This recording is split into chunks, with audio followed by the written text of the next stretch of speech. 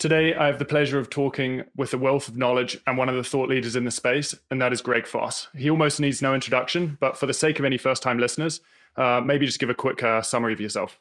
Hey, well, hi, Seb. Good to see you, bud. I'm currently in Whistler, Canada, because Seb and I were skiing yesterday, and we enjoyed a little bit of high heartbeat skiing. Let's put it that way. But yeah, my name's Greg Foss. I'm 58 years old.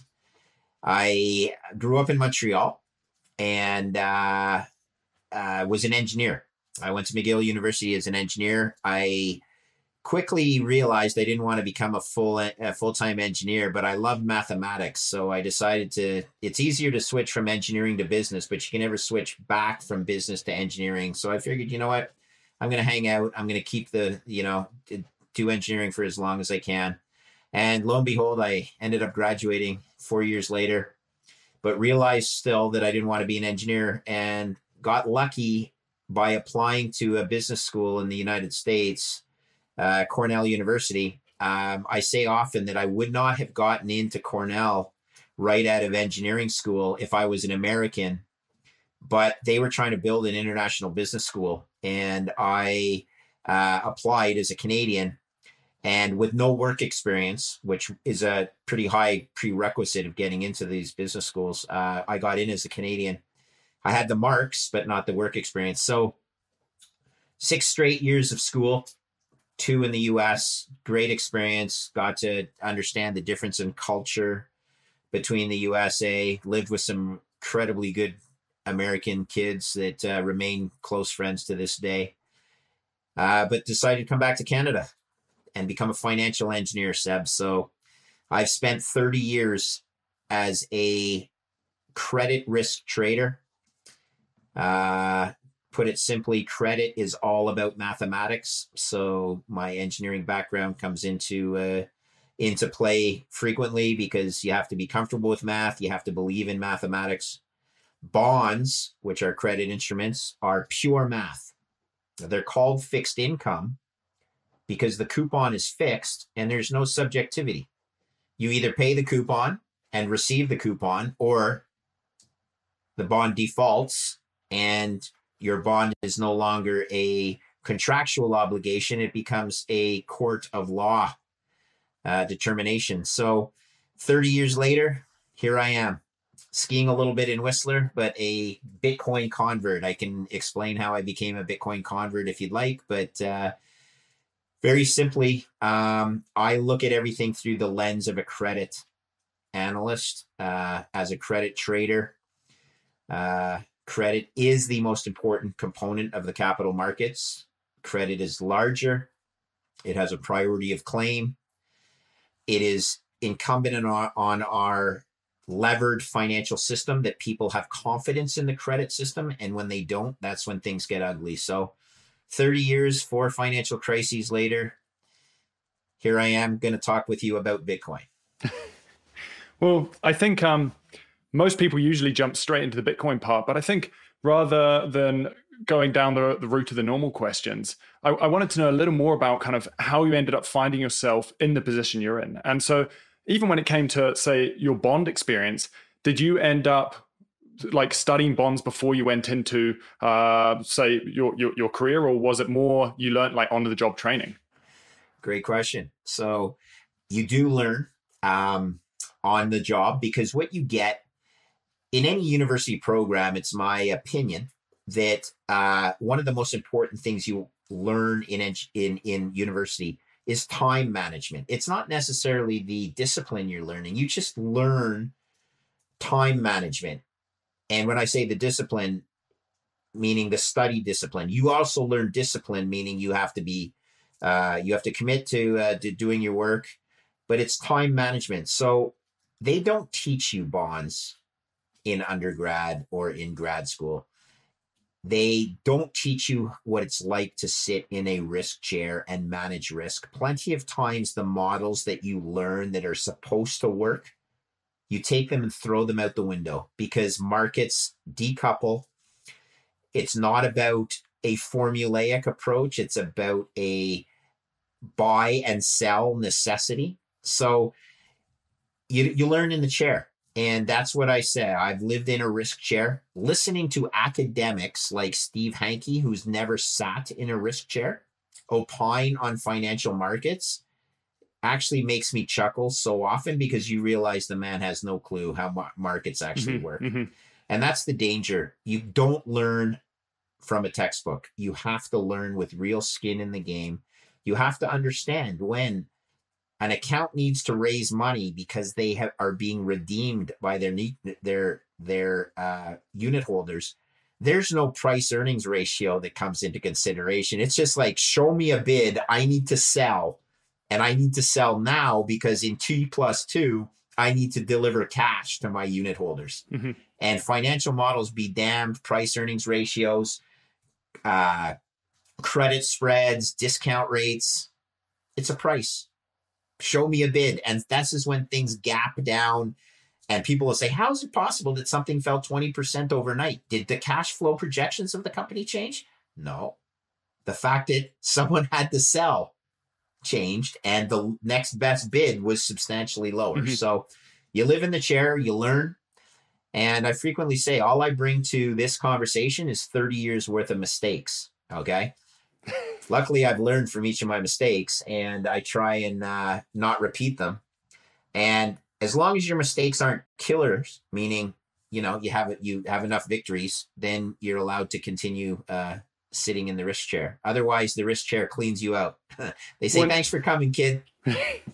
So Real Vision being a unique channel in the fact that we have kind of professional traders, we have entry-level traders, we kind of have everyone in between. What do you think, like talking about what you were just mentioning about kind of sitting in that risk chair, what do you think are kind of the key traits that make up a good investor? And like, how can someone who may not have that professional job, like what would you recommend for them to kind of pursue, or what skills would you recommend for them to pursue to be able to kind of like help build their repertoire of skills in the financial markets? Well, my number one recommendation and number one rule is, when the information changes, change your investment thesis. Don't stick to an investment thesis that is outdated because the information or the environment changed. And I hate to poke fun at our friend Peter Schiff, but that's the type of poor risk manager that you cannot be and continue to be successful. Now, he's a poor risk manager, but he succeeds in attracting a ton of Twitter followers. I'd prefer to be a really good risk manager. I could care less. I'm not saying I have a lot of Twitter followers. All I'm saying is a good risk manager changes position as the information changes. And then once the information changes, reverse your position, bring yourself down to zero, and reevaluate the situation. That's what risk managers do. They don't stick to an investment thesis that goes pear-shaped and pray that it comes back in line. For sure. And do you think, since leaving traditional finance and kind of delving into, say, Bitcoin or even just personal investing rather than investing through a fund, do you think your strategies have changed or your risk management has changed?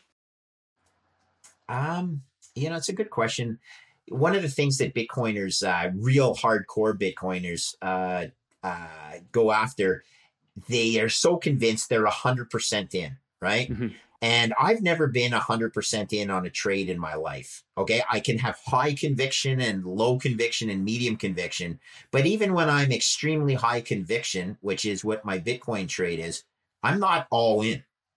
And the reason I'm not all in is because I'm never 100% certain that I'm right. Things can change. You need dry powder.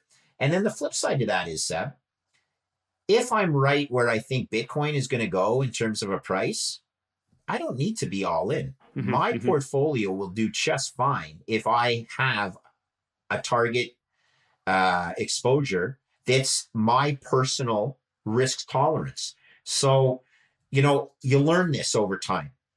And managing money, and this is to the Real Vision crowd, and I think that a lot of people, this will hit home. Managing money is a horrible career, okay? It's horrible because if you do a good job on behalf of your unit holders, It's the unit holders that were so brilliant, they gave you money. And if you're a plug and you lose money for them, you're a fool. And somehow you coerce them into giving you money to manage. So in orders of priority, it's easiest to lose your own money.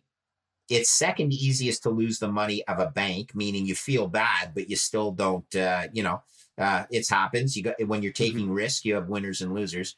And then it's most difficult to lose money on behalf of friends and family. And when I say lose money, let's say the benchmark is down 20%, whether your benchmark is a blend of credit and equity, or if it's a pure equity index. If that benchmark's down 20% and you're down 15%, you're like, I outperformed by 5%, but you still lost 15%. It's not a great incentive to go to someone and say, well, you gave me $100 and here's $85 back. But if you put it in this other guy's you would have lost, I would only giving you $80 back.